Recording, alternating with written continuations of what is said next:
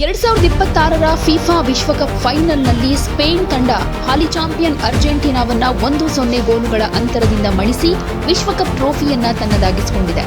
ಹೆಚ್ಚುವರಿ ವೇಳೆಯಲ್ಲಿ ದಾಖಲಾದ ಏಕೈಕ ಗೋಲು ಪಂದ್ಯದ ಫಲಿತಾಂಶವನ್ನ ಡಿಸೈಡ್ ಮಾಡಿತು.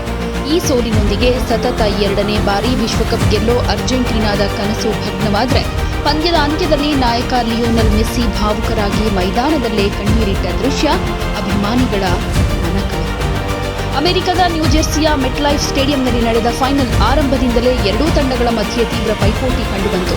ಸ್ಪೇನ್ ಚೆಂಡಿನ ಮೇಲೆ ಹೆಚ್ಚಿನ ನಿಯಂತ್ರಣ ಸಾಧಿಸಿ ಆಕ್ರಮಣಕಾರಿ ಆಟ ಪ್ರದರ್ಶಿಸಿದರೆ ಅರ್ಜೆಂಟೀನಾ ರಕ್ಷಣಾತ್ಮಕ ತಂತ್ರದ ಮೂಲಕ ಎದುರಾಳಿ ದಾಳಿಯನ್ನು ತಡೆಯುವ ಪ್ರಯತ್ನ ನಡೆಸಿತು. ಟೂರ್ನಿಯುದ್ದಕ್ಕೂ ಅತ್ಯುತ್ತಮ ಪ್ರದರ್ಶನ ನೀಡಿದ್ದ ಅರ್ಜೆಂಟೀನಾ ನಾಯಕ ಲಿಯೋನೆಲ್ ಮೆಸ್ಸಿಯನ್ನ ಕಂಟ್ರೋಲ್ ಮಾಡುವುದೇ ಸ್ಪೇನ್ ತಂಡದ ಪ್ರಮುಖ ಗುರಿಯಾಗಿತ್ತು.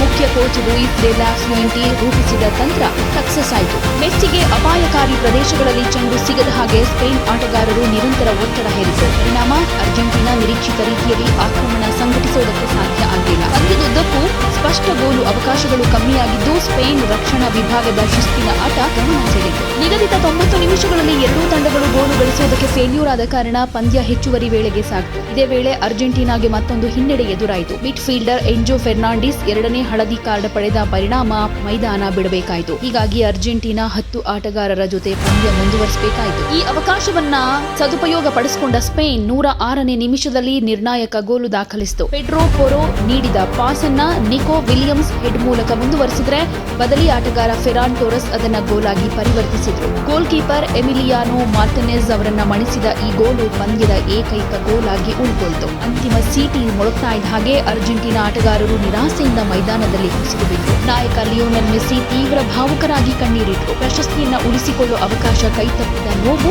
ಅವರ ಮುಖದಲ್ಲಿ ಕಾಣಿಸ್ತಾ ಇತ್ತು. ಕ್ರೀಡಾಂಗಣದಲ್ಲಿ ಅಭಿಮಾನಿಗಳು ಮೆಸ್ಸಿಗೆ ಬೆಂಬಲ ಸೂಚಿಸುತ್ತಾ ಅವರ ಹೆಸರನ್ನ ಘೋಷಣೆ ಕೂಗಿ ಗೌರವ ಸಲ್ಲಿಸಿದರು. ಸೋಲಿನ ಮಧ್ಯೆಯೂ ಮೆಸ್ಸಿಗೆ ಅಭಿಮಾನಿಗಳಿಂದ ದೊರೆತ ಬೆಂಬಲ ಪಂದ್ಯದ ಭಾವನಾತ್ಮಕ ಕ್ಷಣಗಳಲ್ಲಿ ಒಂದಾಯಿತು. ಈ ಗೆಲುವಿನೊಂದಿಗೆ ಸ್ಪೇನ್ ತನ್ನ ಇತಿಹಾಸದಲ್ಲಿ 2ನೇ ಬಾರಿಗೆ ಫಿಫಾ ವಿಶ್ವಕಪ್ ಪ್ರಶಸ್ತಿಯನ್ನ ಗೆದ್ದ ಹಾಗಾಯಿತು. ಟೂರ್ನಿಯುದ್ದಕ್ಕೂ ಶಿಸ್ತಿನ ರಕ್ಷಣಾ ಆಟ ಹಾಗೆ ಸಮತೋಲಿತ ಪ್ರದರ್ಶನ ನೀಡಿದ ತಂಡ ಫೈನಲ್ನಲ್ಲೂ ಅದೇ ಲಯವನ್ನ ಮುಂದುವರೆಸಿತು. 120 ನಿಮಿಷಗಳ ತೀವ್ರ ಹೋರಾಟದ ನಂತರ ವಿಶ್ವ ಫುಟ್ಬಾಲ್ನ ಅತ್ಯುನ್ನತ ಪ್ರಶಸ್ತಿ ಸ್ಪೇನ್ ಪಾಲಾಗಿದ್ದು ಅರ್ಜೆಂಟೀನಾಗೆ ಮತ್ತೊಮ್ಮೆ ನಿರಾಸೆ ಎದುರಾಯಿತು.